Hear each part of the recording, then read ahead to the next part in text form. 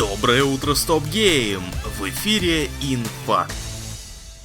Состоялся релиз симулятора средневековой фэнтезийной песочницы Миртвуд. Спасаясь от ужасов войны, главный герой находит тихий уголок, где ему предстоит начать жизнь с чистого листа. Строим дом, сажаем картоплю, заводим животинку, торгуем, наводим суету средь неписей. Короче, популярный нонче симулятор жизни. Спокойно жить мешают плохая погода, болезни и враги. Супротив последних разрешается использовать оружие. Разрабы обещают рыбалку, сезонные события, рецепты еды, возможность завести личинуса, причем если сам герой помрет, мы продолжим играть за его наследника. Также заявлены кооператив и поддержка модов. Опробовать Миртвуд можно в бесплатной демо-версии. Сама же игра доступна на ПК в Steam и имеет совместимость со Steam Deck.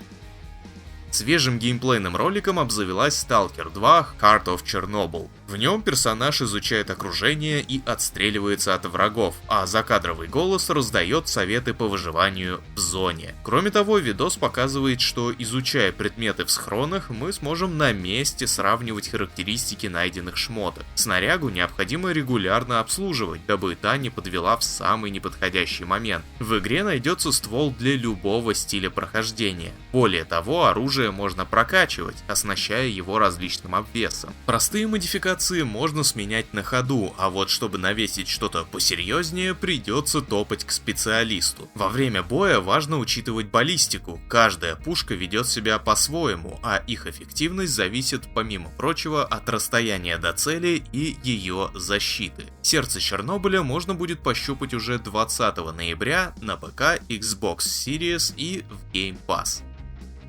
В ранний доступ завалился спин-офф тактической ролевой игры в фэнтезийном сеттинге Lost Eidolons. Ответвление получило подзаголовок Veil of the Witch. Авторы описывают свое детище как уникальное сочетание элементов рогалика и пошаговой ролевой игры.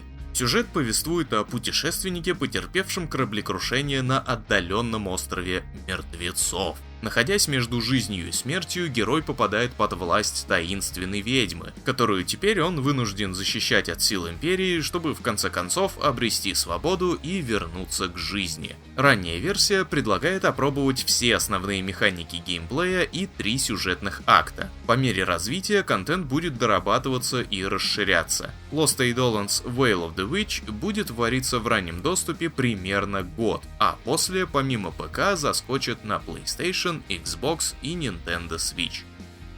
Дебютный проект молодой студии Dreammate, изометрическая стимпанк-ролевка New Arc Line, выйдет в раннем доступе. Изначально этого не планировалось, но отзывы на демо-версию, представленную на суд общественности в рамках последнего фестиваля Steam Next Fest, показали, что фидбэк вообще-то штука очень даже полезная. Поэтому, прежде чем выкатывать игру в полноценный релиз, разработчики решили запустить в Steam предварительную версию. New Arc Line перенесет нас в мир, сочетающий технологические достижения викторианской эпохи и магию. Наш герой, неудачливый иммигрант, впутывается в местные интриги города Нью-Арк, когда пытается отыскать лекарство от смертельной болезни. Но управлять мы будем не им одним, а целой командой разношерстных персонажей. На запуске заявлено 4 расы – человек, эльф, дворф и великан.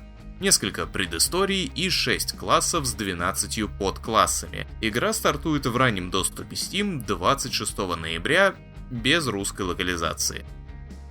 Sega закрывает портал в детство. Вернее, самый удобный и доступный из порталов. В общем, снимает с продажи целую кучу классических тайтлов. Причем больше всего их количество пришлось на Steam. Более 6 десятков игр пропадет из магазинчика Valve. В их числе сборники Sega Mega Drive and Genesis Classics, Dreamcast Classics, Comics Zone, Echo the Dolphin, трилогии Golden Axe и Streets of Rage и много других. Если вы уже их приобрели, вам бояться нечего, а вот остальные вскоре потеряют возможность прикоснуться к проектам золотой эпохи. Ну, по крайней мере, легально. С полным списком уходящих тайтлов можете ознакомиться по ссылке в описании.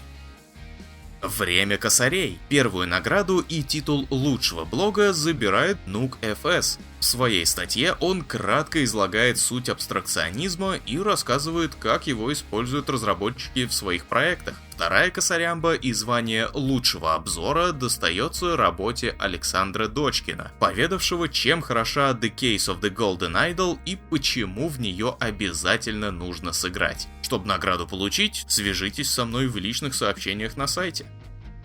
Очередной убийца The Sims под названием Inzoi не выйдет в раннем доступе в 2024, как то планировалось ранее. Разработчики получили много полезного фидбэка после запуска редактора Inzoi Character Studio и вороха плейтестов, и в результате решили, что им еще есть над чем поработать. Так что теперь запуск предварительной версии ожидается 28 марта 2025 исключительно в Steam.